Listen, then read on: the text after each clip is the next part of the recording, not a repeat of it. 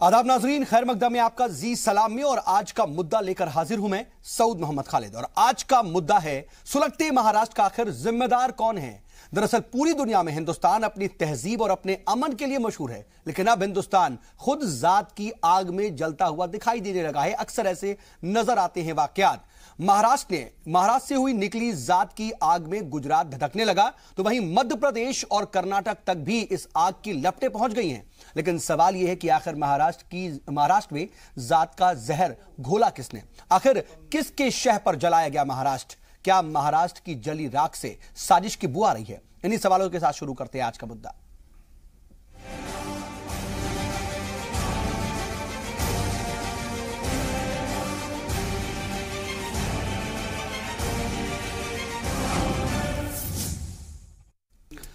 महाराष्ट्र में भड़की हुई जात की आग भले ही थोड़ी थम गई हो, लेकिन सवालों का मलबा अपने जवाब तलाश रहा है कि आखिर कैसे जला जात की आग में महाराष्ट्र, और अब इसकी जो तपिश है वो दूसरे सूबों में भी क्यों पहुंच रही है। आखिर हालात पर काबू क्यों नहीं पाया जा पा रहा पूरी तरह से? एक खुसूसी रिपोर्ट आपको दिखाते हैं, उसके बाद इसी पर होगी बातचीत की शुरुआत।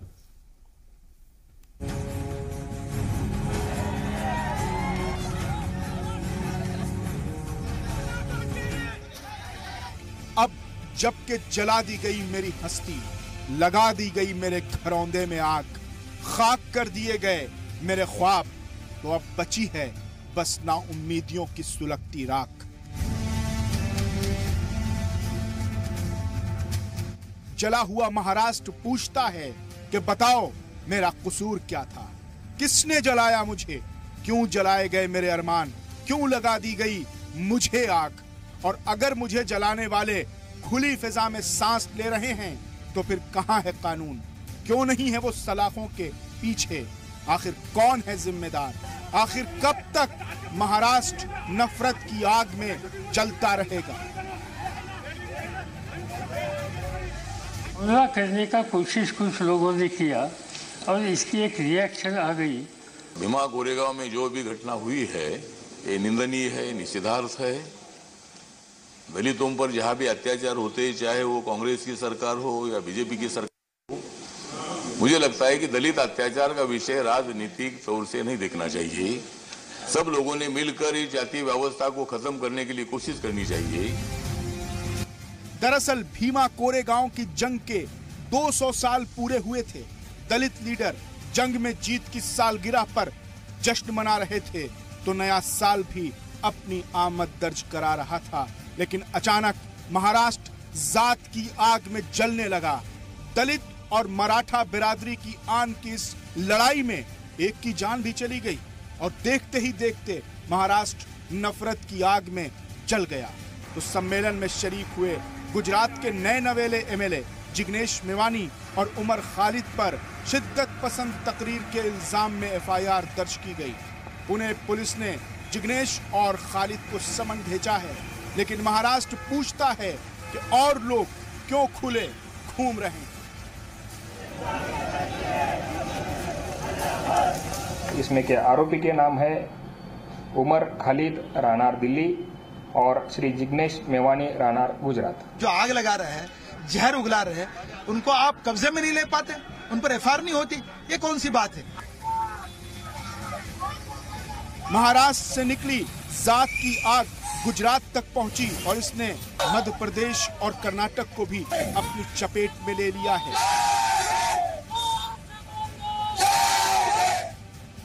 तो महाराष्ट्र की पुलिस ने मुंबई में जिग्नेश और उमर खालिद के प्रोग्राम पर रोक लगा दी है, जिसे छात्र भारती नाम की तंजीम मुनक्किद कर रही थी, जिसका तंजीम से जुड़े लोगों ने मुखालिफत की है। लेकिन सवाल है कि आन की लड़ाई में महाराष्ट्र को किसने जलाया? किसने राख कर दी महाराष्ट्र की उम्मीदें?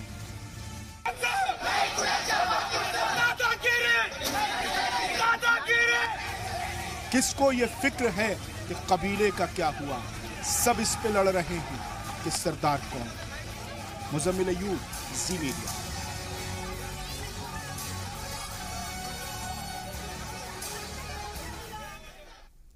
जी हां, हालात यही नजर आ रहे हैं कि आखिर किसको फिक्र है कि कबीले क्यों जले, सब यही सोच रहे हैं और सब इसी पर लड़ रहे हैं कि आखिर सरदार कौन है। सभी एक तरीके से अपनी सियासत भी कर रहे हैं और सिर्फ इसमें सियासी पार्टियां नहीं हैं बल्कि अलग अलग तरह की तंजीमें भी शामिल हैं। और जब यह तशद्दुद हुआ उसके बाद भी शायद हालात पर काबू पाया जा सकता था, लेकिन यह तशद्दुद लगातार फैलता गया। मुंबई तक भी यह फैला, मुंबई भी बुरी तरह से मुतासिर हुई। लेकिन खास बात यह कि आज का जो डेवलपमेंट है वो ज्यादा हैरान करने वाला है, क्योंकि आज इसी का असर गुजरात में भी देखने को मिला, मध्य प्रदेश में भी इसको लेकर के कई जगह पर मुजाहिरे हुए और कर्नाटक तक में भी इसको लेकर के मुजाहिरे हुए हैं। और अगर हालात पर काबू नहीं पाया गया या फिर इसी तरीके से पुरतशद्दुद एहतजाज का सिलसिला जारी रहा तो आने वाले वक्त में कई रियासतें इसकी आग में जल सकती हैं। जरूरत इस बात की है कि इसको कंट्रोल किया जाए, लेकिन हम जरा तलाशने की कोशिश कर रहे हैं कि आखिर इसका जिम्मेदार कौन है, बुनियाद में आखिर इस तशद्दुद के है क्या। हमारे साथ बातचीत के लिए खास पैनल जुड़ गया। अपने मेहमानों से आपका तारुफ करा देते हैं। हमारे साथ इस वक्त स्टूडियो में 3 खास मेहमान हैं। हमारे साथ बीजेपी के लीडर हैं महेश वर्मा जी, हमारे साथ स्टूडियो में ही हैं, और कांग्रेस के तर्जुमान हमारे साथ मौजूद है रविंद्र बड़गैया साहब। इसके अलावा सीनियर जर्नलिस्ट हमारे साथ अमलिंदु उपाध्याय जी हैं, और हमारे साथ कुछ ही देर के अंदर सीपीआई के तर्जुमान अमीर हैदर जैदी साहब भी फोन लाइन के जरिए जुड़ेंगे, उन्हें भी हम बातचीत का हिस्सा बनाएंगे। आप सभी मेहमानों का बहुत बहुत इस्तकबाल है इस बातचीत में। और महेश वर्मा जी, सबसे पहले जवाबदेही दरअसल देखिए आपसे ही बनती है कि आखिर इसका जिम्मेदार कौन है। मैं पहले तौर पर जिम्मेदार गवर्नमेंट के को समझता हूं, समझने की कोशिश कर रहे हैं हम कि क्या गवर्नमेंट है, क्योंकि किसी भी जगह पर किसी भी रियासत में अमन व अमान या फिर कानून व्यवस्था को बनाए रखने की जिम्मेदारी सरकार की है। सरकार इसमें फेल हुई, मानेंगे आप? देखिए, सरकार के फेल पास होने की बात नहीं है। ये बात ये है कि जिन लोगों ने भी ये कराया उनकी वो पहले से ये सब चीज़ें प्लान थी कि करना क्या है, कराना क्या है। कोरेगांव में 200 साल से ये सेलिब्रेशन हो रहा है। अक्सर वहाँ एक दिन की एक आप कह लीजिए कि एक दिन की एक वीरता या बहादुरी की एक गाथा जो है उसके लिए मशहूर है कोरेगांव। वहाँ पे एक दिन के लिए जो अपने वो एल्बर्ट साहब का जो एक था कि एक दिन के लिए उस गांव पे विजय या एक रात की विजय वहां प्राप्त की गई, और जो महार कम्युनिटी के लोग हैं जिनको ये विजय मिली वो हमेशा उस वीरता को, उस वीर गाथा को जो है एक सेलिब्रेट किया जाता है उस जगह पे। अब वो सेलिब्रेशन जो है हमेशा जो है वो एक कल्चरल होता है, हमेशा जो है वहाँ कुछ इस तरह से मैं कुछ सुनिए पहले, नहीं सौद साहब, पूरी बात अगर कंप्लीट नहीं होगी तो समझ में नहीं आएगा कि बात वहां हुई क्या। आप हमारे ऊपर कह रहे हैं कि भाई हम फेल हो गए। अरे भाई, कोई आदमी जो है ये कहे कि हम वहां एक वीर गाथा या कोई कल्चरल प्रोग्राम करेंगे, या वहां परमिशन इस बात के लिए दी जाती है कि भाई इसको जो है सेलिब्रेट करेंगे एक कल्चरल ढंग से, और वहां पता चलता है जिग्नेश मेवाड़ी आ रहे हैं, वहां पता चल रहा है मोहम्मद उमर खालिद आ रहे हैं। ऐसे लोग जो ये असामाजिक तत्व हैं जिन्होंने समाज में जो है एक विद्वेष डाल के और एक नफरत फैला के जिस तरह से इन लोगों ने अपने आप को समाज के बीच में एक नेता के रूप में अपने आप को एस्टेब्लिश किया है, वो जब लोग ऐसे लोग आएंगे और ऐसे उन्माद को फैलाएंगे, और इस उन्माद के तहत वहाँ ऐसा सच कुछ नहीं हुआ कि अचानक वहाँ पे कोई इस तरह की कोई बात हुई। ये प्री प्लानिंग थी कि वहाँ इन लोगों ये स्पीच क्या देंगे, किस तरह से क्या करना है, किसको किसको क्या, किस तरह से प्लानिंग को समझ नहीं पाए सीधे तौर। हमारी प्लानिंग सुनिए, 200 साल से कभी भी वहां पे उस जगह पे इस तरह के लोग ना आए, ना इस तरह की उन्माद और नफरत फैलाने वाली बात कही। अगर अंदेशा नहीं था तो फिर आखिर सिक्योरिटी फोर्सेस को वहां पर मतलब क्यों भेजा गया था? भारी तादाद में पुलिस बल लगाया गया था। 2 लाख 3 लाख लोग इकट्ठे होते हैं कम्युनिटी के, वो शांतिपूर्ण तरीके से हर साल सेलिब्रेट करते हैं। अब ये बौखलाहट जो है कहीं ना कहीं पार्लियामेंट में भी इसकी गूंज है। सर, मैं ये जानना चाहूंगा, अपोजिशन सीधे आपको जिम्मेदार ठहरा रहा है, आपसे जवाब मांग रहा है। जिग्नेश मेवाड़ी की क्या ड्यूटी थी? वो आज एक मेंबर ऑफ वो एमएलए भी हैं, कांग्रेस के एक जिम्मेवार, अब एक विधायक भी हैं। उनकी क्या जिम्मेवारी बनती थी? यही कि उन्माद फैला के 2 जातियों के बीच में लड़ाई कराई जाए? क्या यही ड्यूटी बनती है? समाज में यही करना चाहिए। पर संभाजी भिड़े और अगर मान लीजिए कि कहीं का नाम सामने जो आ रहा है, उनकी इन्वॉल्वमेंट पर क्या कहेंगे? कॉज कारण नहीं क्या बात फैलाई गई आप समझिए। मैं बस इतना जानना चाह रहा हूं, संभाजी भिड़े या फिर मिलिंद एकबोते के बारे में जो बातें कही जा रही हैं, उनके इन्वॉल्वमेंट के बारे में क्या कहेंगे आप? किस चीज की? संभाजी भिड़े या फिर मिलिंद एकबोते का नाम आ रहा है, उनकी तंजीमों का नाम आ रहा है कि उन लोगों ने दरअसल वहां पर लोगों के साथ मारपीट की। सुनिए, मारपीट या कोई झगड़ा झंझट जो हुआ है वो कोई ऐसे नहीं हुआ है, वो इसलिए कि जब आदमी जो है ना एक्शन रिएक्शन वहां शुरू हुआ, और वो किस वजह से हुआ, जब उसको उस ढंग से जो है ना वो एक इन्वायरमेंट, वो एक माहौल ही वैसा क्रिएट कर दिया गया। वहां जो लोग भी इस चीज को मतलब जिस मौके के तलाश में ये लोग थे, जिस मौके के तलाश में थे, वो मौके के तलाश में जो लोग वहां पे थे उनको वो मौका मिल गया। ठीक है, और उन लोगों ने वही चीज किया। आज के डेट में कोई भी गवर्नमेंट, कोई भी सरकार, किस तरह से आप मुझे बताइए कि अगर कोई आप शांतिपूर्ण तरीके से कोई काम कर रहे हैं, आपको पहले कह दिया जाएगा कि नहीं जी आप मत कीजिए, क्योंकि जिग्नेश मेवाड़ी को आप क्यों बुला रहे हैं, मोहम्मद उमर खालिद, तो ये कहा जाएगा अरे आपने हमारे राइट का वायलेशन किया। बात आ गई। रविंद्र जी क्या कहेंगे आप? महेश जी जो बातें कह रहे हैं, अपनी बात रख रही हैं, उस पर आपको क्या कहना है? पहला चीज तो ये कि इस तरह की वारदात हुई और जो कि वाकई निंदनीय है, शर्मनाक है किसी भी राज्य सरकार के लिए और केंद्र सरकार के लिए भी। 3.5 लाख लोग वहां इकट्ठे हो रहे हैं, 3-4 दिनों से ये सिलसिला चल रहा था उससे पहले। तो ये इंटेलिजेंस फेलियर तो है ही, जो कि केंद्र सरकार की थी। अब इससे बड़े बड़े मुद्दे आते हैं। पहला तो ये है कि अगर इंटेलिजेंस फेलियर है और महाराष्ट्र जैसे में, जहाँ के मुंबई जैसा कोई कांड अगर हो जाए तो आतंकवादियों से कैसे निपटेंगे, वो एक दूसरा मुद्दा है, मैं उस पर बाद में आऊंगा ना। इसमें समझने की कोशिश करते हैं कि इसके पीछे, क्योंकि शुरुआत हुई थी वाधू, जो 5 किलोमीटर दूर गांव है, जहां पे गोविंद गायकवाड़ की मूर्ति के साथ छेड़छाड़ की गई। वहां एक बोर्ड रख दिया जाता है, तो जाहिर है किसी ने शैतानी के तहत इसको किया है, क्योंकि 200 साल से इस तरह की चीजें होती आ रही हैं। सबको मालूम है कि 1 जनवरी वहां पे लाखों लोग इकट्ठा होने वाले हैं ना। अब दूसरा प्रश्न आता है, इन्होंने जैसे चीफ मिनिस्टर साहब ने भी कहा कि पहले 15,000 लोग आते थे, भाई 3.5 लाख लोग आ गए। तो अब समझने की जरूरत है कि ऐसा क्यों हुआ।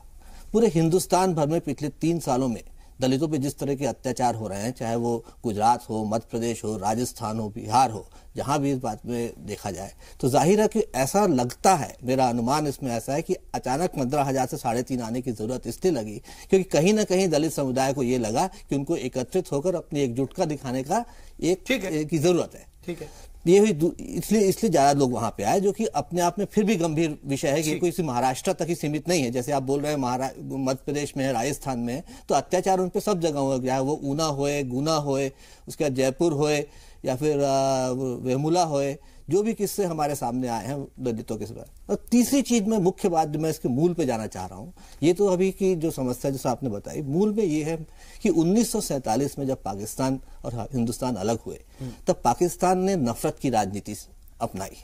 नफरत वो भी इतनी, और हिंदुओं से इतनी नफरत कि उन्होंने एक धर्म आधारित एक देश बना डाला। अब सवाल ये था कि जब देश तो बन गया, अब हिंदुओं को वहां खदेड़ दिया, लेकिन नफरत की राजनीति को खुराक चाहिए थी। तो इसलिए अब क्या करें, शिया सुन्नी को लड़वाया गया, अहमदिया बोरा को लड़वाया गया, क्योंकि नफरत की राजनीति को खुराक चाहिए। क्योंकि जरूरत जो थी नफरत करने की, एक दूसरे से लड़ने की, वो किसी धर्म की जरूरत नहीं है, किसी समुदाय की जरूरत नहीं है, किसी जाति की जरूरत नहीं है, चाहे वो दलित हो चाहे मराठा हो। ये सिर्फ राजनीति की जरूरत है कि दोनों में, ठीक है, मतलब बाहर से पाकिस्तान अपनी हिकमत अमली पर तैयार हो गया, लेकिन यहाँ पर हमारी इंटरनल गवर्नमेंट नहीं लगा पाई। 30 सेकंड और लोग लड़ा रहे थे, 30 सेकंड आपने लड़ने दिया। नहीं, 30 सेकंड में और बताना चाह रहा हूँ, कंप्लीट कर लूँ इस बात को, कि उसमें देखिए कि अब पाकिस्तान उसी के कारण आज भी लड़खड़ा रहा है ना। उस तरीके की जो राजनीति मैं बता रहा हूं कि नफरत की जो राजनीति है, पहले हिंदू मुस्लिम को लड़वाइए, उसके बाद ब्राह्मण ठाकुर को लड़वाइए, दलित वैश्य को लड़वाइए, ये राजनीति की जरूरत है, जो नफरत की राजनीति का बीज बोकर अपने सत्ता में बने रहना चाहते हैं। तो ये तो मैं अपने भारतीय जनता पार्टी, आरएसएस और उन लोगों से भी कहूंगा कि नफरत की जब राजनीति फैलती है तो वो न कांग्रेस देखती है न बीजेपी देखती है। नफरत तो कहा जा रहा है कि आप फैला रहे हैं। आप राहुल गांधी का ट्वीट जो आता है, कैसे बताइए, पर जिस तरह की बात कहते हैं कि भाई दलितों के साथ हमेशा ये अत्याचार हो रहा है, इसको अमन और अमान की बात करने की जगह पर दलितों की बात करना या फिर ऊंच नीच की बात करना अपने ट्वीट में क्या जरूरी था? देखिए सवाल ऐसा है कि अगर एक होता है कि हम वास्तविकता आपके सामने प्रस्तुत कर रहे हैं, और वो वास्तविकता कोई राहुल गांधी ने नहीं बनाई है। ऊना में दलितों के साथ अत्याचार हुआ, उनके कपड़े निर्वस्त्र करके उनको बेल्टों से पीटा गया, वो कांग्रेसी ने नहीं पीटा था। रोहित वेमुला को आत्महत्या करने पर जो मजबूर होना पड़ा, वो कांग्रेसी ने नहीं किया था। ठीक है, वास्तविकता है, और वास्तविकता का प्रमाण यह है कि आज 3.5 लाख दलित वहां आके इकट्ठे हुए हैं। तो अभी इसके लिए जिम्मेदार कौन है सर? तो अभी जो भी है यहाँ ये नफरत, उमर खालिद का नाम आ रहा है, लेकिन दूसरी तरफ बात जो है वो शमाजी भेड़े और मिलिंद एकबोटे जैसे लोगों की भी आ रही है। बिल्कुल, मिलिंद एकबोटे और शमाजी भेड़े कौन है आप समझ लेते हैं। शंभाजी भेड़े वो आदमी, जबकि 2014 के चुनाव में प्रधानमंत्री जी सांगली गए थे, तो उन्होंने जनसभा में कहा था कि मैं यहाँ पे आया नहीं हूं, यहाँ पे मुझे आदेश दिया था, भेड़े गुरुजी ने आदेश दिया था, इसलिए मैं आया हूं, और उनके घर जाके उनका आशीर्वाद लिया था। अब बताइए, वो आदमी जो वो भेड़े जी गुरुजी जो हैं और जो एक बोटे जी हैं वो बीजेपी के काउंसलर थे, और उससे पहले उनके 12 क्रिमिनल केसेस चल चुके हैं शांति भंग करने के लिए। तो जिस आदमी के ऊपर ऐसे केस है तो उसमें एक सब इंस्पेक्टर की क्या औकात सांगनी वाले की कि वो उसको अरेस्ट कर सके। एफआईआर हालांकि दर्ज हुआ है और शांति भंग करने का ही उनके ऊपर हुआ है, तो जाहिर है उसके लिए हम तो कांग्रेस से कुछ नहीं कर रही, वहां पे लोकल पुलिस ने फैसला किया और निर्णय। ठीक है सर, मैं इस पर आऊंगा आपके साथ, लेकिन हमारे साथ फोन लाइन के जरिए अमीर हैदर जैदी साहब जो कि तर्जुमान है सीपीआई के, वो भी जुड़ चुके हैं। अपने नाज़रीन को बता दें, अमीर हैदर जैदी साहब बहुत इस्तकबाल आपका जी सलाम पर। सर, ये जो बातें हो रही हैं, आप कहीं ना कहीं सीधे तौर पर यह इल्जाम लगाया जा रहा है या बात कही जा रही है कि जिग्नेश मेवाड़ी और उमर खालिद अगर वहां पर नहीं पहुंचते, उन्होंने इस तरह की बातें नहीं की होती, तो शायद आज वहां पर तशद्दुद नहीं फैलता और कई सूबे इसकी जद में नहीं आए होते। आज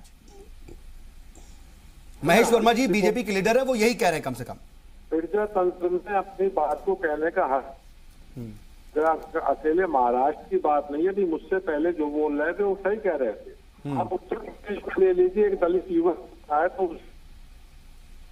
है, लेकिन कह रहे खिड़की समय बंद कर दिया जाता है। दलितों पे 3.5 साल जो अत्याचार जाती है वो तो सब जानना है, पूरा देश जानना है। और बीजेपी क्या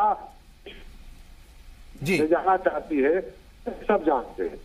अब ऊना के अंदर जो हुआ या रोहित वैमू का अत्याचार, वो वहां मौजूद थे क्या? उनके कहने से हुआ या जिग्नेश के कहने से हुआ? अगर कोई कयादत कर रहा है, कोई लीडर एक्सेप्टेबल हो रहा है अपने मुआशरे के अंदर, समाज के अंदर, तो ये बीजेपी को आपत्ति क्यों है? बीजेपी घृणा की राजनीति नहीं, लेकिन वहां पे जिस तरह की बातें की गई, दरअसल ये कहा जा रहा है कि जिग्नेश मेवाड़ी और उमर खालिद ने वहां पर भड़काऊ बातें कही, जिसकी वजह से वहां माहौल बनाया गया तशद्दुद का, और जरा सा मौका मिला वहां पर मारपीट हो गई, तशद्दुद फैल गया। देखिए, तशद्दुद की कोई बयान तो आया नहीं सामने, लेकिन अगर बीजेपी के प्रवक्ताओं की बात की जाए तो बीजेपी के प्रवक्ता क्या कह रहे हैं? हम हिंदू राष्ट्र बनाने की तरफ जा रहे हैं, हम कुछ और करने जा रहे हैं। इसके बयान गिना सकते उनकी पार्टी के लोगों के साथ भी जो सादगी है, क्या उनके बयान या साक्षी महाराज के बयान, इन्हें कहने का अधिकार है, इन्हें नफरत फैलाने का अधिकार है। लेकिन दलित अगर अपनी बात रखने चला जाए या अल्पसंख्यक समुदाय का कोई व्यक्ति अपनी बात रखने चला जाए तो वो अराजकता फैलाता है। ठीक बात, ठीक है। महेश वर्मा जी से मैं सर जवाब ले लूंगा इस पर, मैं ले रहा हूं। ठीक है अमित सर, मैं लेता हूं आपकी। वैसे आवाज बार बार क्रैक कर रही है, शायद नेटवर्क का इशू है, अगर वो ठीक हो जाए तो आपसे आसानी से बात हो पाएगी। लेकिन अमलेंदु उपाध्याय जी, सियासी बात तो ठीक है, एक दूसरे पर इल्जाम तराशी होगी, लेकिन आप इसको किस तरह से देख रहे हैं? अगर हम इसको बुनियादी तौर पर देखें कि किस तरीके से वहां पर तशद्दुद भड़का और कैसे हालात बेकाबू हो गए और वो आगे ही बढ़ता जा रहा है। अभी तक ठीक है महाराष्ट्र में थोड़े से हालात काबू में है, लेकिन दूसरी रियासतों में इसके रिएक्शंस दिख रहे हैं। देखिए, जिस तरीके से मुद्दा उठा है तो मुझे नहीं लगता कि ये मुद्दा बहुत जल्दी से काबू में आएगा और ये आग जो भड़की है वो आसानी से ऐसे रुकने वाली नहीं है, क्योंकि बहुत सी चीज़ें जो परत के अंदर दबी होती हैं, सतह के अंदर आग के नीचे, जो राख के नीचे आग होती है, वो जब राख हट जाती है तो आग फिर तेज हो जाती है। वही स्थिति यहाँ हो रही है। असल में जो हमारी जाति व्यवस्था है, जाहिर सी बात है कि वो जाति व्यवस्था हमारे लिए एक नासूर बन चुकी है, इसमें कोई शक नहीं है, कोई दो राय नहीं है। प्रधानमंत्री खुद कहते रहे हैं कि बार बार जो है कि वो जाति व्यवस्था को तोड़ना चाहिए, इसी मत के प्रधानमंत्री भी। लेकिन ये जाति व्यवस्था जो है ये हमारे गले में आके पड़ गई है और इस देश के लिए मुसीबत बन गई है ये जाति व्यवस्था, खासतौर से जातिगत अत्याचार। सवाल ये है कि ना कोई ऊंचा है ना कोई नीचा है, लेकिन जिस तरीके से अत्याचार होते हैं खासतौर से कुछ अनुसूचित जातियों जनजातियों पर, निश्चित तौर पर वो ये जाहिर करते हैं कि अभी भी हम मनुस्मृति वाली व्यवस्था से बाहर नहीं निकले, हमारी सोच अभी तक वही है। और जब इस तरह की सोच होगी तो जाहिर सी बात है कि लोकतंत्र है, संघर्षों के बाद आज़ादी मिली है, तो इस व्यवस्था के अंदर कोई भी जातिगत अत्याचार बर्दाश्त नहीं किया जाएगा। और जो दलित हैं जाहिर सी बात है उनके अंदर से ये एक विद्रोह की आवाज़ उठेगी। अब सवाल ये है कि बात की जा रही है कि जैसे आपने भी बार बार कहा, भारतीय जनता पार्टी हमारे मित्र ने भी कहा कि जिग्नेश मेवाड़ी और उमर खालिद जो अगर वहाँ भड़काऊ भाषण नहीं देते तो इस तरह की घटना नहीं होती। सवाल ये है कि उनको भड़काऊ भाषण देने की आवश्यकता क्यों पड़ गई? मेरे पास जो रिपोर्ट है एजेंसी की उसके अंतर उसमें कहा गया है कि शिकायत में मेवाड़ी के भाषण के अंश दिए गए, जिसमें मेवाड़ी ने कहा कि 1 जनवरी 1881 कोरेगांव भीमा का युद्ध भविष्य की जंग हो सकती है अगर वे हमला करते हैं, तो यह समय उनको जवाब देने का होगा। इस जंग में जीत हासिल कर हम अपने पूर्वजों को श्रद्धांजलि देंगे। नई पेशवाई को कुचल देना कोरेगांव भीमा युद्ध के नायकों को श्रद्धांजलि हो सकता है। शिकायत में खालिद के भाषण के भी अंश है, जिसके मुताबिक खालिद ने कहा, अगर हम इस नई पेशवाई के खिलाफ जंग को जीतना चाहते हैं तो हमें कोरेगांव भीमा की जंग को आगे ले जाना होगा। अगर हम इस संघर्ष को आगे ले जाना है तो यह सब केवल चुनावी राजनीति से हासिल नहीं किया जा सकता। खालिद ने कथित रूप से कहा, मेरा मानना है कि जो लोग सार्वजनिक हित के लिए लड़ते हैं उन्हें गुजरात, महाराष्ट्र के साथ साथ संसद में जो जगह बनानी होगी, लेकिन जाति प्रथा को केवल सड़कों पर उतरकर ही जड़ से उखाड़ा जा सकता है। एक जाति का दूसरी जाति पर प्रभुत्व सड़कों पर उतरकर ही खत्म किया जा सकता है।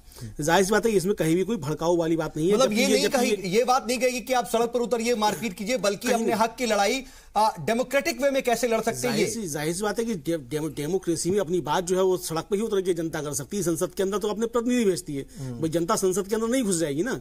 तो जिनका प्रतिनिधित्व तो संसद में नहीं है, वो जाहिर सी बात है कि वो अपनी आवाज सड़क पर उठाएंगे। वो यही कह रहे हैं कि हमको संसद में पहुंचना होगा, अपनी लड़ाई लड़नी होगी, इस तरह से, इस तरीके से यही बात है। और आपने देखा कि दलितों की आवाज, भारतीय जनता पार्टी के लगभग 40 के आसपास दलित सांसद हैं, लेकिन इस मुद्दे पर उनकी आवाज जो है वो उस तरीके से मुखर नहीं है जिस तरीके से होनी चाहिए थी दलितों के सवाल को लेकर के। तो ये समस्याएं हैं। जाहिर सी बात है कि राज्य सरकार इसमें कहीं ना कहीं फेल हुई, या समझ लीजिए कि भाई जो जिन लोगों पर आरोप लग रहे हैं, जैसे हमारे कांग्रेस प्रवक्ता भी कह रहे थे कि वो लोग जो हैं प्रधानमंत्री जी ने उनको जाके गुरु जी कहा, तो अब इस तरीके का स्थिति होगी तो जाहिर सी बात है कि जब वहाँ भाजपा की सरकार है और प्रधानमंत्री जिसको जाके गुरु बोलेंगे, तो अगर उसके ऊपर आरोप होगा तो प्रशासन में कहीं ना कहीं कोई दबाव होगा। अब ये बात अलग की है कि सरकार का उनको संरक्षण है या नहीं है, वो कहीं ना कहीं असर डाल रहा है, लेकिन ये नहीं कहा सकता कि सरकार के संरक्षण में हुआ, ऐसा नहीं है। लेकिन दबाव कहीं ना कहीं इस तरीके से होता है। चलिए, कई तरह की चीजें हैं और कई पहलू हैं इस पर, और भी तमाम जो पहलू हैं उस पर हम तफसील से बातचीत करेंगे। और जो तमाम बातें कही गई बीजेपी के जो यहां पर नुमाइंदे बैठे हुए हैं महेश वर्मा जी, उनसे भी जरा रिएक्शन लेंगे इस पर। लेकिन वक्त एक छोटे से वक्फे का चला है, ब्रेक से लौटते हैं और फिर बातचीत को यहीं से आगे बढ़ाते हैं।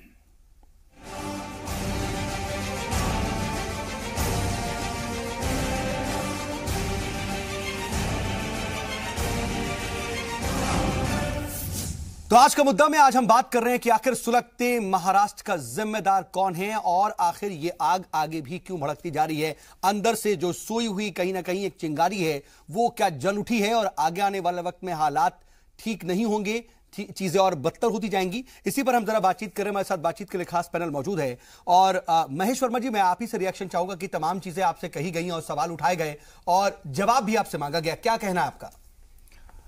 सोच साहब, देखिए, कोई इस तरह के जल से कोई इस तरह की समारोह कार्यक्रम जब किया जाता है और वहाँ लोग जब बुलाए जाते हैं तो उनसे ये एक्सपेक्ट किया जाता है कि कम से कम वो वहाँ उपस्थित जन समूह को इस बात के लिए प्रेरित करें, उनको किसी न किसी तरह से मोटिवेट करें कि भाई कुछ आप ऐसा कीजिए जिससे समाज में नाम हो। एक वो स्मारक स्थल है कोरेगांव, जहाँ एक वीरता की जो है हर साल एक कार्यक्रम जो है वहाँ एक अनूठा अनुपम कार्यक्रम कहीं और जा रही है। सुनिए बात, मैं देखिए जो पॉइंट्स अभी मैं वहीं आ रहा हूँ। दस सेकंड दे दीजिए, 10 सेकंड दे दीजिए, 10 सेकंड दे दीजिए। पहली बात तो यह है कि पहले ये कहा गया कि कोई समाधि है उसको नुकसान पहुंचाया गया। जिग्नेश मेवाड़ी, मोहम्मद उमर, वहां पे जैसे अभी हमारे पत्रकार मित्र कह रहे थे अमलेंदु भाई कि वो कह रहे हैं कि भाई संघर्ष करो, उठो, तुम लोग लड़ाई करो, अपनी हक की लड़ाई करो। सिर्फ इतना ही नहीं कहा, उन्होंने कुछ अंश पढ़े, उन्होंने ऐसी बात। मोहम्मद उमर से आप कभी जो कहता है कि हिंदुस्तान तेरे होंगे टुकड़े क्या 100 टुकड़े, और जो आदमी जिसके ऊपर देशद्रोह का केस चल रहा हो उस आदमी से आप ये एक्सपेक्ट कर रहे हैं। जिग्नेश मेवाड़ी जो आदमी जो है टोटल दलित, एक नफरत की मतलब फैलाकर समाज के बीच में एक जाति की राजनीति करके, एक डिफरेंसेस पैदा करके, एक नफरत, एक उन्माद फैला के, एक जाति विशेष को भड़का के जो व्यक्ति जो है अपनी राजनीति को कर रहा हो, और वहाँ जो है आप ऐसे व्यक्ति को इनवाइट कर रहे हैं और उसको ये कहा जा रहा है कि भाई ये लोग सुनिए, ये कांग्रेस ने किसको इनवाइट कर रहा है? कांग्रेस का ये एक पूरी तरह से प्री प्लान योजना थी। आप कह रहे हैं 3.5 कांग्रेस बिल्कुल इसके लिए पूरी तरह से, अगर जिग्नेश मेवाड़ी कांग्रेस के विधायक है, कांग्रेस जिग्नेश मेवाड़ी कौन है? मोहम्मद उमर कौन है आज के डेट में? कम्युनिस्ट और कांग्रेस का ऐसा अलायंस जो कि पूरे देश में, इनको तो ये लगता है कि आज के डेट में दलित मुसलमान, एक बात पूछना चाहता हूं, सुनिए एक मिनट, दलित मुस्लिम इनके लिए ऐसा है कि इनके बंधुआ मजदूर हैं। एक क्रॉस क्वेश्चन, ये जो कुछ भी कहेंगे वो पुण्य, हम जो कुछ भी कहेंगे पाप। आज तलाक के ऊपर यही कांग्रेस जो है लोकसभा में अपोज नहीं करती है, राज्यसभा में जाके अपोज कर रही है। मुस्लिम बहनों को जिल्लत की जिंदगी से बाहर निकालने का हम काम कर रहे हैं। ये कह रहे हैं कि भाई आप ऐसा काम क्यों कर रहे हैं? मुझे एक बात बताइए, एक बात। दूसरा, ये वही कांग्रेस है कि हरियाणा में जिंदा दलित जला दिए जाते हैं। मध्य प्रदेश में एक आदमी, एक विधायक का स्टिंग पकड़ा गया ये कहते हुए कि किसान को आत्महत्या करने पे मजबूर किया। अब इस तरह की ये जो प्रायोजन है, ये क्षुद्र राजनीति है। ये ज्यादा दिन तक चलने वाली नहीं है। इन लोगों ने क्या किया? जिग्नेश को इन्होंने गुजरात में साजिशन। आप मुझे सऊद साहब ये इस दंगे में मरा कौन? इस दंगे में मरा कौन? ठीक है, इस दंगे में मरा कौन? मैं आ रहा हूं, मैं आपसे पूछता हूं, इस दंगे में मरा कौन? और ये कह रहे हैं कि 3.5 लाख लोगों का जवाब जो है एक निगम पार्षद, हमारा पूर्व निगम पार्षद जो है वो जाके जो है 3.5 लाख लोगों के आगे खड़ा होकर और दंगा फसाद कर रहा था। ये कोई बात हुई? ठीक है, आप कह रहे हैं, मैं इस पर जवाब लेता हूं। कांग्रेस के लोग कितने झूठ बोलेंगे? ये प्रायोजित जो ये हिंसा फैला रहे हैं। अब ये कर्नाटक में चुनाव है, अब ये कर्नाटक में क्यों लेके चले गए? ये अब ये कर्नाटक में, कर्नाटक में आप देखिए, गुजरात में ये मंदिर भागते रहे जनेऊधारी राहुल गांधी जी, अब ये कहां गए? मेरी बात नहीं सुन रहे। और ये संघर्ष जवाब ले लेते हैं रविंद्र जी से। लेकिन मैं ये जानना चाह रहा हूं, आप कह रहे हैं कि महाराष्ट्र में जाकर के कांग्रेस तशद्दुद फैला रही है पूरी साजिश की तरीके से, प्री प्लान तरीके से। अब ये चीजें लेकिन मध्य प्रदेश में आ रही है, गुजरात में आ रही है। अब ये बताइए जरा, मध्य प्रदेश में आज तमाम बहुत से ऐसे इलाके हैं जहां पर आज भी उसका एक कारण है, शेड्यूल कास्ट का एक कारण है, एक कारण है साहब, घोड़े पर नहीं। महाराष्ट्र को क्यों चुना गया? महाराष्ट्र को क्यों चुना गया? सर मेरी बात सुन लीजिए, आज गुजरात में एक केस आता है जहां पर एक दलित व्यक्ति ये बोलता है, दलित शख्स ये कहता है कि उससे पहले थाने में बुला के पूछा जाता है कि तुम्हारी जात क्या है। वो कहता है कि दलित है, तो उससे बोलता है माफी मांगो, जूता छू करके माफी मांगो। फिर बोलते हैं कि 4 पुलिस वाले खड़े हैं, जूता चाट करके माफी मांगो, तब तुमको छोड़ेंगे। ये हालात क्यों है सर? गवर्नमेंट तो आप मध्य प्रदेश में भी आपकी है, गुजरात में भी आपकी है, और लंबे वक्त से। बिल्कुल ऐसे लोगों को जो इस तरह से करते हैं उनको बिल्कुल दंडित किया जाना चाहिए। हम कह रहे हैं कि ऐसी घटनाओं की जितना भी निंदा हो, सुनिए, ऐसी घटनाओं के पीछे कोई कांग्रेस नहीं है। लेकिन इस तरह के प्रायोजन जो आप कह रहे हैं ना, ये जाति की आग जो लगाई गई है महाराष्ट्र, अप्रोच सुनिए 10 सेकंड दीजिए। ये जो है आपको समझना पड़ेगा कि ये कोरेगांव वाली घटना हुई, ये क्यों हुई? इसका कारण है परोक्ष रूप से इस राजनीति के पीछे कांग्रेस की ये मंशा है कि मध्य प्रदेश और कर्नाटक दोनों का बॉर्डर जो है महाराष्ट्र को छूता है, और दोनों के तटीय जो कोस्टल एरिया जो है ना, पूरे दलित, वो जो कनेक्टिविटी है आपस में जो है मध्य प्रदेश में भी है, वही है। ठीक है, अब क्या है कि इन लोगों को कहीं ना कहीं से चीजों को फैलाना है। ठीक है सर, आज की डेट में इनको ये चीज गंवारा नहीं है कि हम पूरे देश से कांग्रेस मुक्त हो गया ये देश। अब ये सोच रहे हैं कि हम करेंगे क्या? 10 सेकंड इन्होंने करने के नाम पर क्या किया? रिएक्शन ले लूं सर, एक ही तरफ से बातचीत हो रही है। रविंद्र जी देखिए, अभी इन्होंने क्षुद्र राजनीति की बात की और तमाम उदाहरण दिए हर राज्यों के, तो मैं भी बस 2-3 उदाहरण देना चाहूँगा कि जो प्रधानमंत्री जी के देना चाहूँगा। और किसी छोटे आदमी की बात नहीं कर रहा हूँ कि किसी एमएलए ने क्या बोल दिया, मेंबर ऑफ पार्लियामेंट ने क्या बोल दिया। अगर प्रधानमंत्री देश पूर्व सेना अध्यक्ष पर षड्यंत्र का आरोप लगा सकते हैं चुनाव में, उससे ज़्यादा शुद्ध राजनीति कुछ हो सकती है क्या? और अगर वाकई ये बात सही थी, क्योंकि देश का जनमानस आज इस दुविधा में है, क्योंकि मेरे लिए तो दोनों सम्मानित है, प्रधानमंत्री भी सम्मानित है और पूर्व सेना अध्यक्ष भी सम्मानित है। अगर प्रधानमंत्री कहते हैं कि वो देश के खिलाफ षड्यंत्र कर रहे हैं पूर्व सेना अध्यक्ष, और पूर्व सेना अध्यक्ष कहते हैं कि मैंने ऐसे नहीं किया, तो अब सवाल उठता है कि कौन सही है? एक राजनीति में पूर्व सेना अध्यक्ष को घसीटना, ठीक है सर, वो कहीं और चले जाएंगे हम। नहीं, इसीलिए बोलो शुद्ध राजनीति की बात कर रहा हूं। तो अगर प्रधानमंत्री के नीचे की और बाकी जिन्होंने जो कहा है वो तो सबको मालूम। मैं तो उदाहरण देके बता रहा हूं, लेकिन महेश जो बात करते उस पर दूसरी बात पे आता हूं। हाँ, उसकी बात पे आता हूं, इस पूरी आग के पीछे आप हैं। बिल्कुल, अब मैं बताता हूं उस पूरी आग के पीछे कौन है और मानसिकता वो कहां से। कि 90 साल में अगर राष्ट्रीय स्वयंसेवक संघ का इतिहास हम देखें तो उनका 90 साल के इतिहास में उनके जो सरसंघ संघ चालक रहे हैं वो सभी ब्राह्मण और एक राजेंद्र सिंह को छोड़कर बाकी सब ब्राह्मण रहे हैं।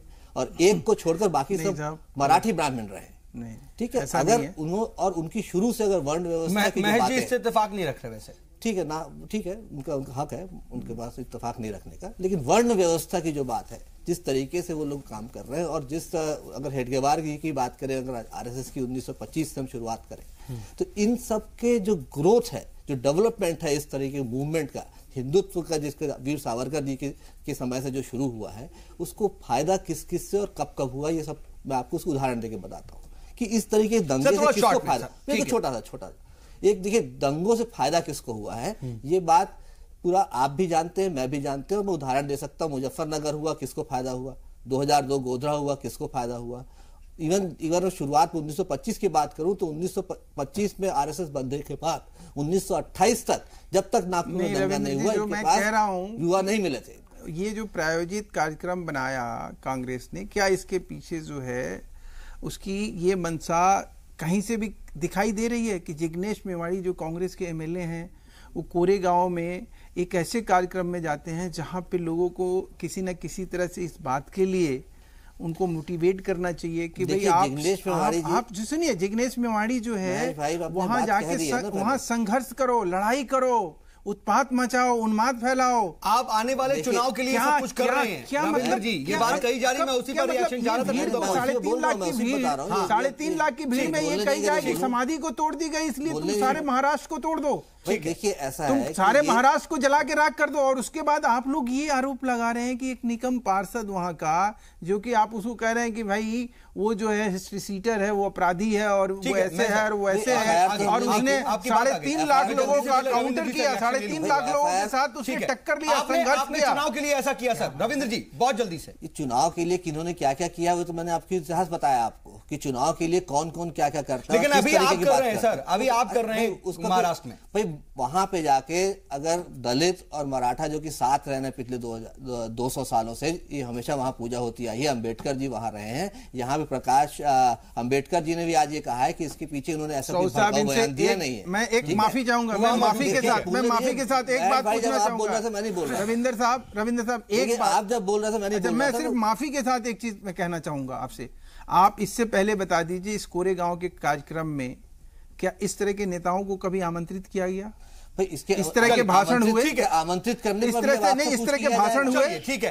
ये कार्यक्रम एक सांस्कृतिक कार्यक्रम के तहत 200 की सालगिरह थी सर। ये देखिए, हर साल की तरह का मामला नहीं था। सऊद मोहम्मद उमर जैसे लोग अगर वहां जाकर आग उगलेंगे, जिग्नेश मेवाड़ी जैसे लोग भड़काएंगे, कांग्रेस किसको भेजी है? कांग्रेस कहाँ भेजी है? किसको भेजी है? जिग्नेश मेवाड़ी किसके विधायक है भाई? किसका विधायक है? आपके इंडिपेंडेंट विधायक नहीं है, आपके समर्थन से कांग्रेस के। सुनिए भाई, कांग्रेस से हाथ मिलाने वाले बोल रहा हूँ ना, उन्होंने गलत किया है, गलत बयानबाजी की है, उसे जेल में डालिए।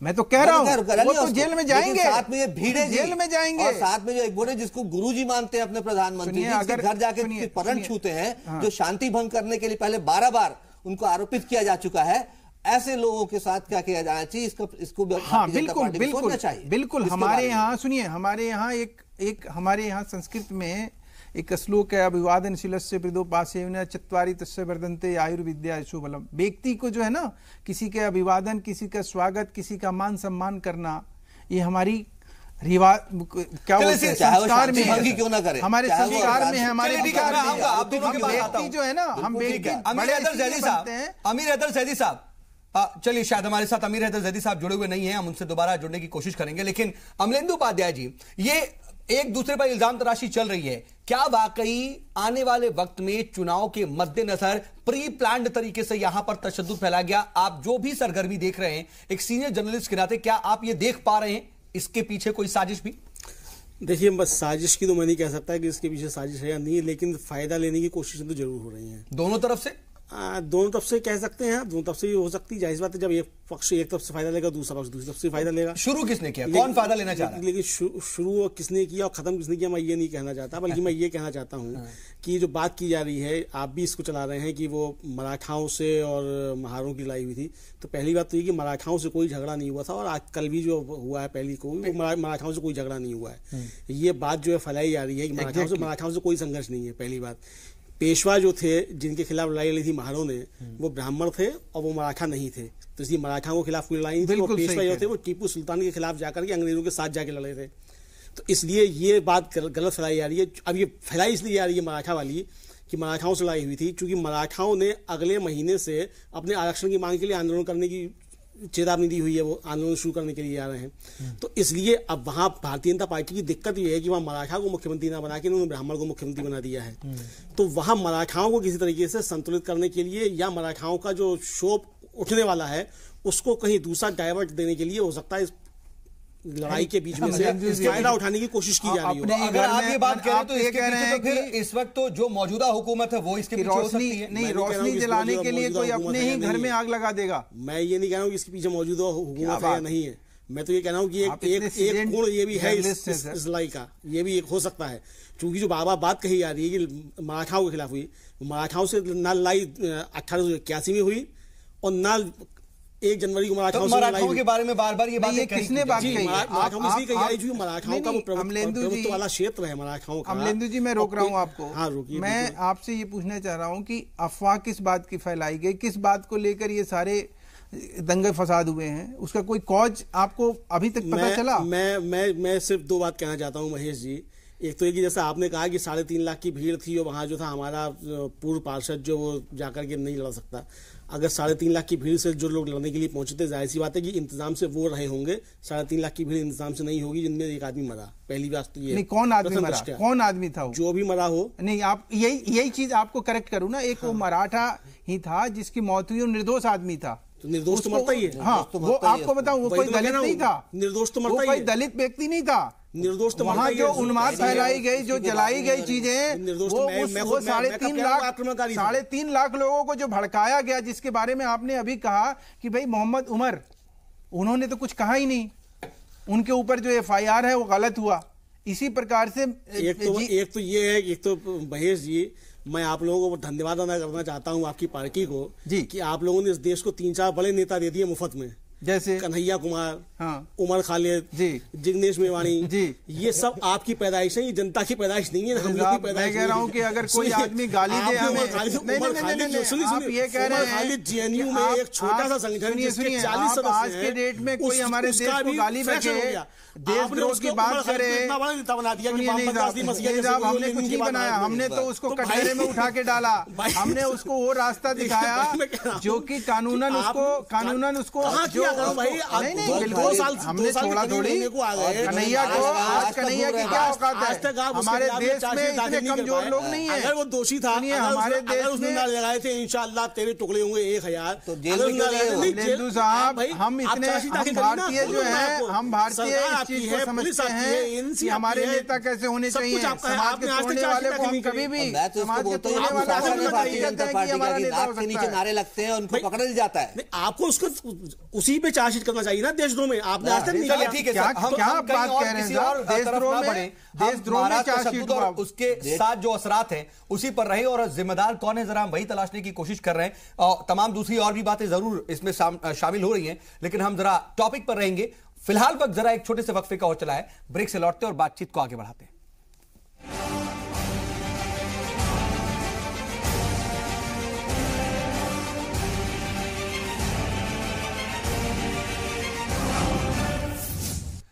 चलिए, पुणे तशद्दुद की बात कर रहे हैं, महाराष्ट्र के तशद्दुद की बात कर रहे हैं, जो कि अब कई और रियासतों तक भी फैल गई है। लेकिन आखिर इसका जिम्मेदार कौन है? छोटी मोटी जो है बातें और थोड़े वाकयात जो है अलग अलग रियासतों से भी आए, आज कहीं ना कहीं दूसरी रियासतों पे भी पहुंच रही है। इसके पीछे लेकिन है कौन? क्या ये प्री प्लान तरीके से किया गया? इसी पर हम बातचीत कर रहे हैं। अमलेंदु जी, मैं एक बार फिर आपके पास आना चाह रहा हूं। बात दरअसल एकदम टू द पॉइंट यही कि क्या आने वाले वक्त में चुनाव के मद्देनजर इसको प्री प्लान्ड तरीके से, एक तरीके से प्लान किया गया और फिर भड़काया गया?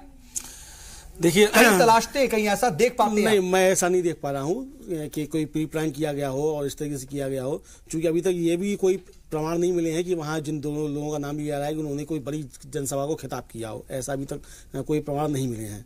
और जो बातें कहीं उन्होंने जो शिकायत दर्ज की गई है, उस शिकायत में ये बातें की गई जो मैंने एजेंसी रिपोर्ट से आपको पढ़ के सुनाया गया था। तो इसमें भी ऐसा कुछ नहीं है कि इसमें मारने मूरने और काटने की कुछ बात की गई हो। एक सीधी सीधी बात की गई थी, तो इसलिए मुझे इसमें कोई नहीं लगता। लेकिन जिस तरीके से घटना हुई उसके बाद जो फैली वो घटना, जाहिर बात है उसके पीछे जरूर जो है वो गवर्नमेंट का फेलियर है। नहीं, गवर्नमेंट का फेलियर तो 100% है, गवर्नमेंट का फेलियर तो 100% है, इससे तो कोई इनकार नहीं कर सकता। गवर्नमेंट को तुरंत संभाल लेना चाहिए था, और सिर्फ वहीं का फेलियर नहीं है। हमारे माननीय प्रधानमंत्री जी, जिनको मणिशंकर अय्यर ने कुछ कह दिया था, तो उसके बाद प्रधानमंत्री जी खूब रोए थे कि नीच राजनीति का हमारे प्रधानमंत्री अगर एक अपील कर देते, सिर्फ एक अपील कर देते प्रधानमंत्री जी, तो मैं सोचता हूँ कि काफी कुछ रुक सकता है। मतलब मुंबई तक तो, और फिर अब दूसरी रियासतों अभी भी समय प्रधानमंत्री को सिर्फ एक अपील कर देनी चाहिए कि भाई ये गलत है। रविंद्र जी भी इस पर रिएक्ट करना चाह रहे हैं, मैं वो भी ले लूं, उसके बाद महेश सर आपके पास आ रहा हूं। देखिए, मैं इसमें कितना कहना चाहता हूं कि राजनीति से ऊपर उठ के मैं सार्थक संवाद की बात करना चाहता हूं, क्योंकि देश हम सबका है।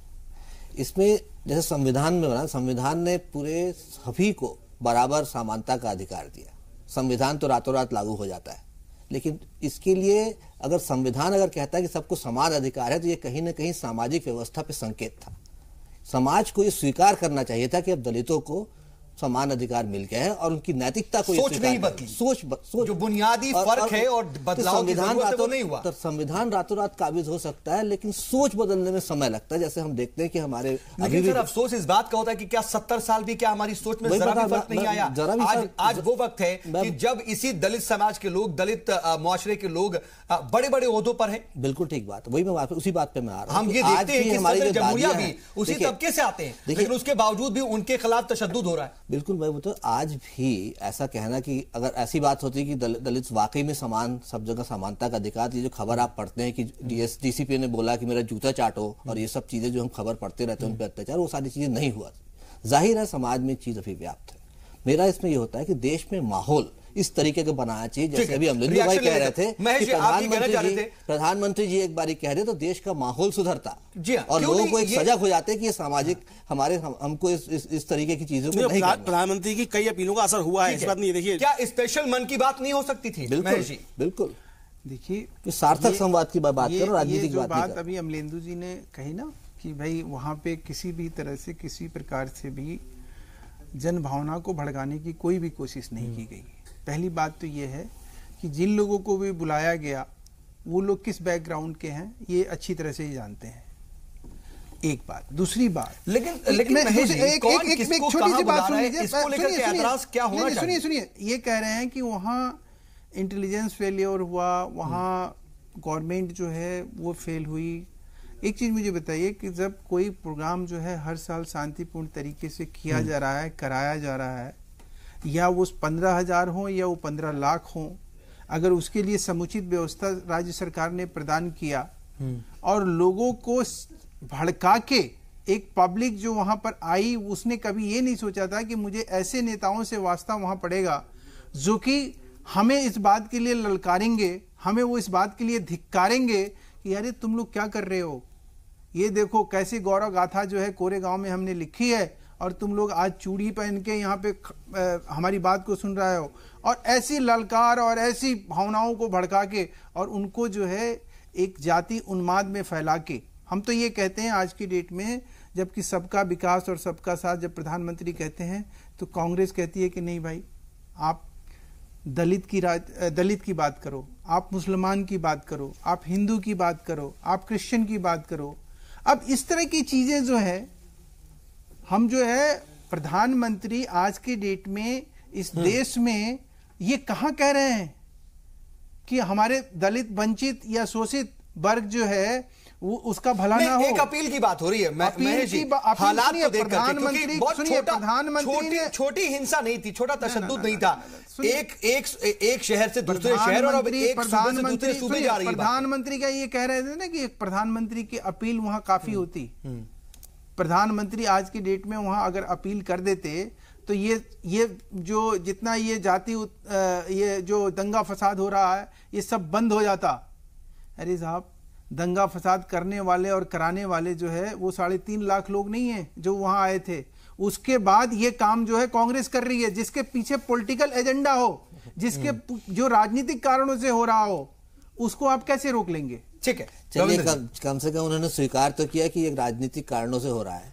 अब करवा रहा है कि वो हम पे आरोप लगा रहे हैं, बात अलग है। कम से कम महेश जी ने स्वीकार कर लिया कि राजनीतिक कारण। मैं तो ये कह रहा हूँ कि कांग्रेस करा रही है, मैंने तो शुरू में कहा ये बात कि उसको कर्नाटक और मध्य प्रदेश में भाई आप आरोप लगाते रहिए, इसके दो पहलू। आप ये कह रहे हैं ना, अमलेंदु जी ने अभी बताया, इसके दो भाग है महेश जी, आप बोल लिए, मैंने चुप था ना जब आप ये बात जो है फैल गई। अब एक चीज बताइए, कर्नाटक और मध्य प्रदेश में महेश जी आपने जब बोला तो मैं चुप था। क्या आपको समझ में आ रहा है? अभी अब मैं बोलूं, क्या वजह है कि वहाँ इस बात को फैलाया जा रहा है? अब मैं बोलूं, वजह है कि इस बात को लेके वहाँ पे दंगा फसाद हो रहा है? कारण बता दीजिए आप। अब मैं बताऊं, अब मैं बोलूं, सीजेंट पत्रकार है, रविंदर जी बहुत अच्छे सुन शांत रही, बताया था।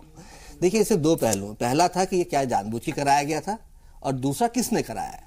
ठीक है, तो इन्होंने कहा कि पहला चीज तो उन्होंने मान लिया कि ये राजनीतिक कारणों से करवाया गया है, ये तो उन्होंने मान लिया, भले उसका आरोप हम पे लगा रहे हैं। तो इसके पहला पहलू जो था, जिसको भी अभी हम पे उस पे शंका थी कि राजनीतिक है कि अपने आप कुछ हो गया है, किसी कारणों से हो गया है, वो बात इन्होंने क्लियर कर दी कि राजनीतिक कारणों से हो रहा है। अब जिनको ये मालूम है कि राजनीतिक कारणों से हुआ है, तो जाहिर है वो कौन करवाने वाले होंगे। हमको तो नहीं मालूम था कि राजनीतिक कारणों से हुआ है, हम तो कह रहे थे कि ये जो यहाँ पे जो हुआ है करवाया गया। बहुत जल्दी से एक मैं आपसे पूछता हूं कि वो जो जगह है कोरेगांव, जहां ये सेलिब्रेशन था, जो कार्यक्रम रखा गया था, वहां आज से पहले कांग्रेस के या कांग्रेस समर्थित लोग, क्या इस तरीके से कोई किसी को इनवाइट किया गया? जरा इनसे पूछिए भाई। ये बात है, वो पहले जो 200वीं साल का है, 200वीं साल की राय, सुन लीजिए। अब भाई आपने पूछा है, मैं जवाब दे दूं ना? ठीक है सर, जवाब ले ले, बहुत रिएक्शन बहुत जल्दी से, क्योंकि मुझे सबक, मैं कांग्रेस से ये पूछना चाह रहा हूँ कि अचानक पूछ लिया सर, जवाब जवाब भी सुन लीजिए ना। मोहम्मद उमर, ये जो खलनायक हैं, आप सुन लीजिए, ये कहां से आ गए वहां पे? सुन लीजिए ना, हमने तो नहीं बुलाया था। हम जिनको ये कह रहे हैं कि भाई हमने इनका नाम लेके नेता बना दिया, आखिर में ये नेता कहां से आ गए? ऐसे बीच में बोल के फायदा नहीं ना। सवाल ये है कि भाई अब सार्थक संवाद होना है, तो प्रश्न का उत्तर जी मैं माफी चाहूंगा। बिल्कुल सर, नहीं कोई बात नहीं महेश भाई, आप भी हिंदुस्तान के नागरिक हैं, बोलने का आपका हक है ना। मेरा इसमें कहने का प्रश्न ये है कि भाई ये 200वां साल था, उसमें बुलाया गया ऐसे लोगों को। अब इतने सारे लोग क्यों आए, जिसके मैंने बता दी थी, क्योंकि परिस्थिति दलितों की ऐसी पूरे हिंदुस्तान भर में, उनको प्रताड़ित पीड़ित कर रहे थे, और उसके लिए पिछले 3.5 सालों में, और अब मैं नहीं बोल रहा हूँ ना, कांग्रेस बोल रही है, आंकड़े बोलते हैं एनसीआरबी के, नेशनल क्राइम रिकॉर्ड ब्यूरो बोलता है कि दलितों पे जो अत्याचार हुए हैं, और पहले 5 राज्य जिसमें बीजेपी की सरकार है, वो 50% दलितों पे होने वाले अत्याचार के भागीदार है। उसमें उत्तर प्रदेश है, राजस्थान है, सर एक और तरह की बात हो जाएगी शुरू, और पूरे जो है मैं कारण बताना चाह रहा हूं। ठीक है सर, अब वक्त नहीं है, आप ठीक है सर, मैं आप दोनों के पास नहीं आ पाऊंगा। अमलेंदु जी, देखिए एक दूसरे पर तो कहीं ना कहीं इंजाम तराशी चल रही है, लेकिन हम जो तलाशने की कोशिश कर रहे हैं कि आखिर इसका जिम्मेदार कौन? सर अगर कांग्रेस नहीं, बीजेपी नहीं, तो कौन है आखिर जिम्मेदार? कोई तो होगा सर, बहुत कम अल्फाज में। देखिए जो भी जिम्मेदार है वो जाति व्यवस्था जिम्मेदार है, और जाहिर सी बात है ये समाज को सोचने की बात है कि जो हमारे जातिगत पूर्वाग्रह हैं, जो ऊपर और नीचे की पूर्वाग्रह हैं, उससे सबको बाहर निकलना होगा। जब तक आप बाहर नहीं निकलेंगे, इस तरीके के टकराव होते रहेंगे। इससे बचने का यही तरीका है कि आप ये दिमाग से निकाल दीजिए कि सोच बदलो, देश बदलो। ठीक है, आप सभी मेहमान हमारे साथ जुड़े हो और बातचीत में शामिल, इसके लिए आपका बहुत बहुत शुक्रिया। देखिए जरूरत इस बात की है कि आखिर अपने आप को हिंदुस्तानी कब हम समझेंगे, सिर्फ और सिर्फ मजहब और जात में अपने आप को बांट कर ना देखें, बल्कि एक हिंदुस्तानी के तौर पर देखें, क्योंकि जब तक हमारी सोच नहीं बदलेगी तब तक यह देश नहीं बदलेगा। इसलिए सोच बदलिए, देश बदलिए। आज का मुद्दा में बस इतना ही।